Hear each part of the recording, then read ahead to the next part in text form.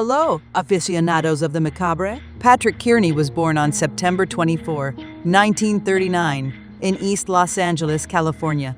For most of his life, he appeared to be an unassuming and intelligent man who served in the U.S. Army and worked as a computer programmer. In the mid-1970s, a series of young men went missing in Southern California. One of the earliest victims was John Joubert, who disappeared on July 7, 1974. He was last seen leaving his job, and he never returned home. His disappearance left his family and friends frantic with worry. Kearney's modus operandi was disturbingly similar in each case. He would pick up hitchhikers or young men, often from bars or bus stops. Once he gained their trust, he would take them to his home in Redondo Beach. There, he would shoot his victims in the head and then engage in acts of necrophilia with their lifeless bodies. Kearney would dismember the corpses and dispose of the remains in trash bags, earning him the chilling nickname Trash Bag Killer. The gruesome murders continued for several years until Kearney's capture in 1977. The breakthrough came when a man named Tony Stewart, who had survived an attack by Kearney, reported his assault to the police.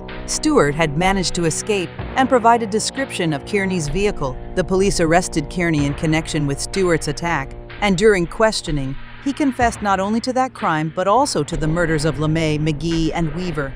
He led investigators to the locations where he had disposed of his victims' remains. Patrick Kearney pleaded guilty to multiple counts of murder. In exchange for his guilty plea and a detailed confession, he was spared the death penalty. Patrick Wayne Kearney was born in East Los Angeles, California, to a seemingly ordinary family.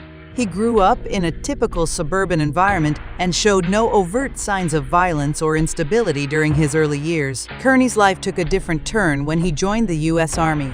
He served as a sergeant and was stationed in West Germany during the early 1960s. It was during his time in the military that he met and formed a relationship with David Hill. The two would later become infamous partners in a gruesome series of murders. After leaving the military, Kearney worked as a computer programmer, a profession that belied the dark and violent urges that lurked beneath the surface. He appeared to live a relatively unassuming life, blending into the fabric of Southern California society. In the mid-1970s, Kearney's sinister side emerged. He began picking up hitchhikers, often young men, and luring them to his home in Redondo Beach, California. There, he would shoot his victims in the head, killing them instantly. Kearney would then engage in acts of necrophilia with the lifeless bodies before dismembering them. His method of disposal was equally horrifying. Kearney placed the dismembered remains of his victims in trash bags and discarded them along California's highways and in remote areas. This chilling method of disposal earned him the moniker Trash Bag Killer. Kearney's killing spree lasted for several years, and the bodies of his victims went undiscovered until he was finally apprehended. In 1977, a man named Tony Stewart survived an attack by Kearney, providing the crucial lead that led to the killer's arrest. Kearney confessed not only to Stewart's attack but also to the murders of multiple young men.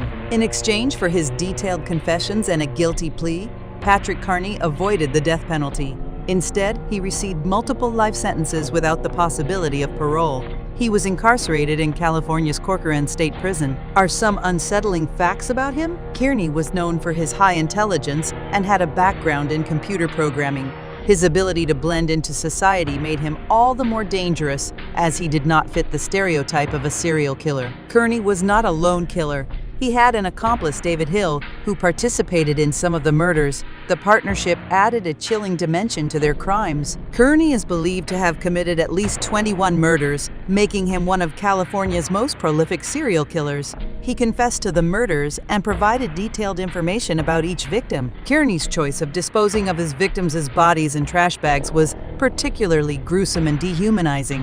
This method earned him the moniker Trash Bag Killer. Beyond the act of murder, Kearney engaged in acts of necrophilia with his victims' bodies. This disturbing behavior added an extra layer of horror to his crimes. Kearney's crimes went undetected for an extended period.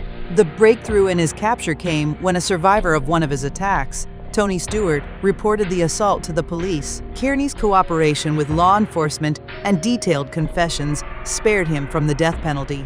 He received multiple life sentences without the possibility of parole. Kearney's case has been the subject of books, documentaries, and discussions in the true crime community.